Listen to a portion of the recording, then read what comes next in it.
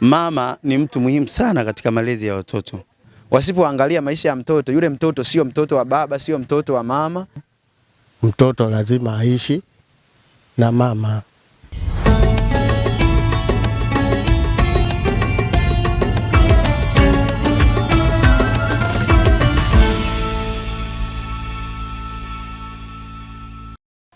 Mtoto kwa kawaida, mama ni kichwa cha familia. Baba ni mhangaikaji. Kwa hiyo ni vizuri zaidi mtoto akaishi na mama, kwa sababu baba ni mhangaikaji. Anaweza akakaa nyumbani, lakini baba hakai nyumbani, yeye anahangaika. Baada ya talaka, mtoto anaweza akaishi na mama, lakini kuna umri. Kuna umri ambao hata serikali inaruhusu mtoto kuishi na baba. Ambayo kwa serikali ambavyo inaongelea ni miaka mingapi mpaka mingapi? Serikali kwa sasa hivi wao wamepanga miaka 8 mpaka 9. Mzazi ana uwezo, mtoto ana uwezo kutoka kwa mama akaishi na baba.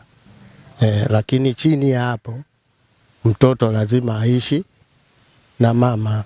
Kwa hiyo kwa kuzingatia huo umri ni vizuri wazazi wakubaliane hapo, kwamba mtoto baada ya muda huu akae huku na baada ya muda huu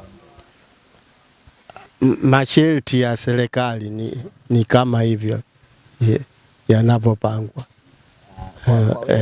Kwa mimi kwa kawaida mtoto akishafika, kwa kawaida mtoto akifika miaka 12, 14 anaweza akaishi na baba au na mtu yoyote ule.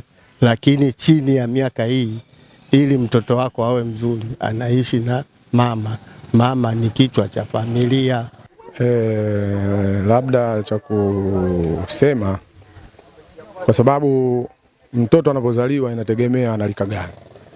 Kama mtoto analika kuanzia mwaka wa kwanza, yani ana umri wa mwaka 1 mpaka wa 7 akiwa bado mdogo, hapa mtoto anatakiwa akae na mama. Mama ndio aondoke naye akaishi naye, lakini baba asiwe mbali na mtoto wake. Anatakiwa yeye baba, kwa sababu ndio mzazi, na yeye awe anakwenda kumwangalia yule mtoto. Lakini mtoto anapofika kuanzia miaka 10 kuendelea, mara nyingi mtoto akiwa wa kike au wa kiume anamzidi mama katika nani, kwa sababu anakuwa yuko huru, anatembea, yuko free, anakuwa na mambo mengi sana. Pale huyu mtoto anatakiwa baba awe naye ili aweze kumwangalia, kwa sababu baba naye kuna step ana nguvu ya kumlinda mwanae. Kwa sababu watoto wa sasa hivi wakishafika miaka 14, 10, hasa wakishafika katika kipindi hiki wanasoma, washikiki, alafu wana akili za kuwawini wazazi wao. Anakuaminisha kila kitu kwamba umuamini kwamba yeye ameshakuwa, basi umwache free. Pale baba ndio anapotakiwa sasa yule mtoto amchukue. Lakini chini ya hapo mama anatakiwa yule mtoto awe naye. Kwa hiyo ni umri ndio ambao inabidi uangalie kati ya baba au mama, mmoja tu amchukue. Mmoja amchukue. Akiwa kwanza ana mwaka 1 labda mpaka 4, 5, 6 ngapi, huyu mtoto anatakiwa awe na mama. Lakini pia cha pili tunatakiwa tuangalie majukumu, mama ana majukumu gani na baba ana majukumu gani. Inawezekana mama naye mfanya kazi. Kama mama mfanya kazi, baba labda anapatikana sana, basi huyu mtoto kama kaacha kunyonya atakaa na baba. Lakini kama mama yuko nyumbani, baba naye anakwenda Kongo kwa mfano, huwezi kumpa mtoto, inabidi mtoto akae naye mama. Kwa hiyo hapa tutaangalia yani kwamba mama ana majukumu gani na baba ana majukumu gani.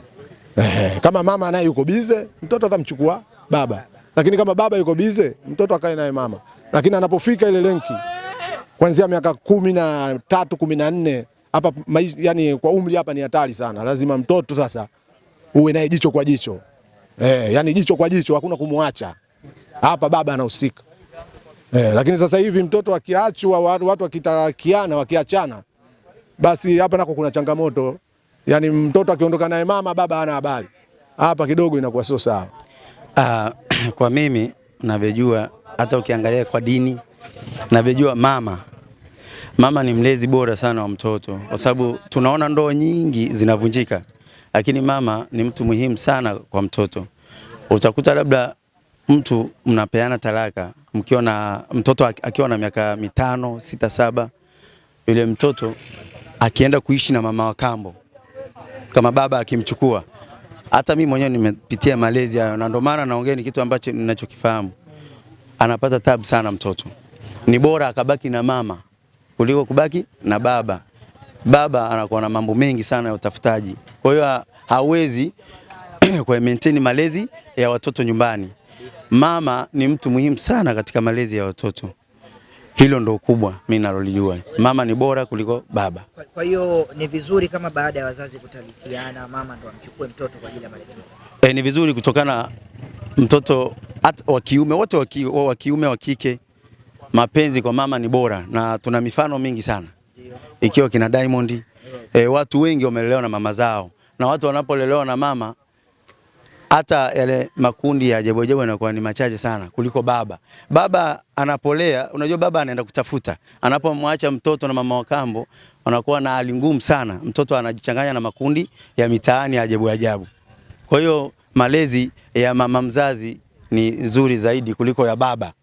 Okay, kwenye mazingira ya talaka kweli ni changamoto, na moja kwa moja naweza kusema kwamba mwenye malezi bora, hakuna aliye bora zaidi kati ya hao wawili, ila wakiunganika wakiwa pamoja katika kumlea mtoto itakuwa bora zaidi, kwa sababu watatengeneza uhusiano wa kihisia kati ya baba, mama na mtoto. Kwa hiyo moja kwa moja wote wanahusika katika kumlea mtoto, kwa sababu mtoto asipolelewa na baba atakosa ule upendo wa baba, asipolelewa na mama atakosa ule upendo wa mama. Ninavyojua watoto wanakuwa wanachanganyikana na watoto wengine. Kimuona mwenzake anaenda na baba, anatembea na baba, wanaenda outing na sehemu nyingine, anakuwa stressed, anaumia sana, emotional silence inatoweka ndani yake. Yani kwenye uhusiano ule wa kihisia mtoto anakuwa ameharibika zaidi. Kwa hiyo kisaikolojia unakuwa hujamweka mtoto vizuri, kwa sababu anakuwa amekosa ule uhusiano kati ya wazazi wote wawili. Sasa imetokea sasa wazazi tayari wamekwisha achana. Vipi sasa hapo ni wapi sasa ni vizuri mtoto akienda? Kitaalamu wazazi kabla hawajaachana huwa tunasema lazima kuna vitu wawe wamezingatia. Na wengine wanaamua tu kuachana, lakini labda mimi nadhani wataalamu wa madawati haya ya kijinsia, madawati yanayohusika na masuala ya ndoa, familia, waweze kuwatengenezea watu namna ya kutambua kwamba kabla hamjaachana labda wafike wapate ushauri, waweze kuzingatia vitu fulani fulani. Wasemaga lazima azingatie future ya mtoto na maisha kwa ujumla ya mtoto, azingatie future yake, azingatie pia tuna dini. Mfano sisi Tanzania tuna dini zinazotuongoza. Azingatie dini yake inakuwa inamuendesha wapi kwenye hizo taraka, kwa sababu ni vitu muhimu ambavyo vinatuongoza, tunakuwa very civilized kama watu wanaoishi katika jamii moja. Kwa hiyo hapo wazazi wanatakiwa waangalie maisha ya mtoto sana sana na maisha yao, kwa sababu wasipoangalia maisha ya mtoto, yule mtoto sio mtoto wa baba, sio mtoto wa mama, ni mtoto ambaye ana uhitaji mkubwa sana na anahitajika na wengi, ikiwemo taifa kwa ujumla na ulimwengu. Unamhitaji, hata mbingu pia zinamhitaji mtoto, sababu Mungu anawahitaji sana watoto. Ndio. Kwa hiyo kwa wewe unavyoona ni kwamba ni vizuri zaidi kama wazazi wakifikia makubaliano. Yaani hiyo ni vizuri zaidi. Tena siwezi sema iwepo taraka, lakini kwa sababu zinatokea inabidi wawe wana makubaliano sana kuhusu mtoto. Wao si wamekatana, mtoto hana hatia. Anasemaga kuna mtaalamu mmoja alishawahi kusema watoto wanazaliwa wakiwa wema, hawana kosa, yani wako very innocent. Lakini jamii ndio inakuja kuwaharibu. Jamii ni akina nani? Sisi, baba, mama, dada na ndugu wengine.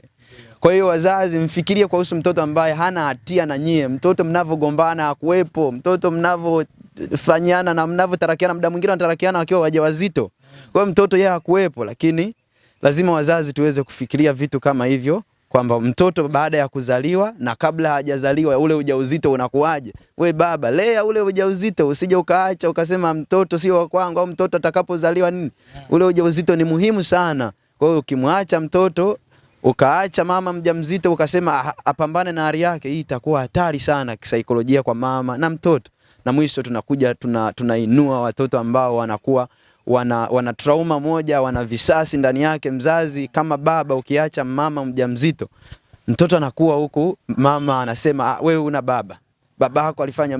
Mtoto anakuwa na kisasi, hampendi baba, hawapendi wa baba wote, anaona kama wa baba wote hamna kitu, ni wajinga tu. Kwa hiyo lazima tuweze kuonyesha ushirikiano wa namna hiyo ili watoto wetu wakuwe kwenye mazingira yanayokuwa rafiki zaidi.